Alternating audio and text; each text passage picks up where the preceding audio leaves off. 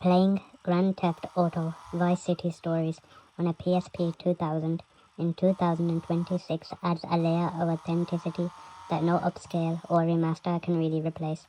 The slightly slimmer hardware, the brighter screen compared to the original PSP, and even the familiar hum of the UMD drive all contribute to an experience that feels deliberate rather than nostalgic for nostalgia's sake. This isn't emulation convenience. This is the game running exactly as it was meant to, and that matters more than it sounds.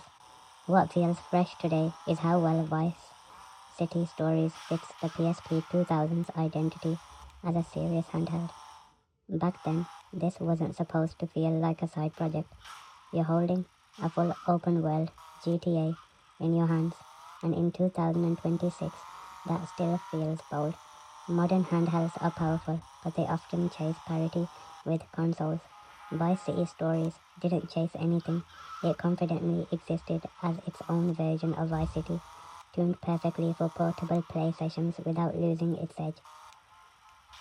The PSP 2000's controls also highlight how thoughtfully the game was designed, with only one analog stick. Movement and camera control require intention. Instead of constant camera fiddling, you focus more on positioning, driving lines, and situational awareness. In a strange way, this limitation makes gunfights and chases more intense. You commit to actions rather than endlessly correcting them, which gives every encounter a bit more tension. In 2026, the mission design stands out as refreshingly direct. There's no padding, no artificial lengthening, and no constant tutorial reminders. You get a phone call, a clear objective, and then you're trusted to figure it out. On a PSP 2000, that design philosophy shines because the game respects that you might be playing in short bursts. Complete a mission, save, close the system, and pick it back up later without losing momentum.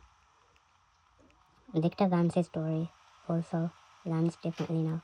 His attempt to stay disciplined and morally grounded in a city that rewards chaos feels almost timeless.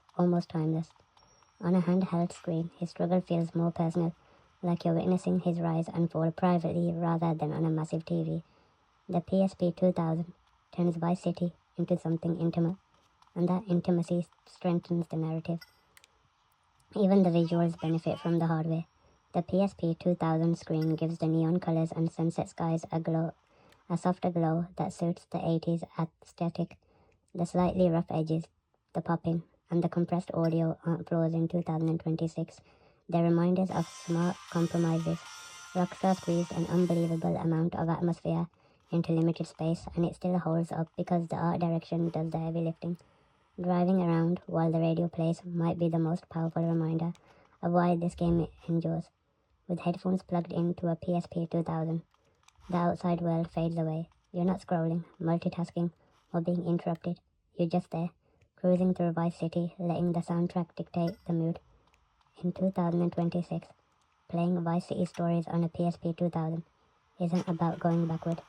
It's about reconnecting with time, when ambition mattered more than access, when portable gaming felt daring, and when a city full of crime, color, and consequence could fit in your hands and still feel complete.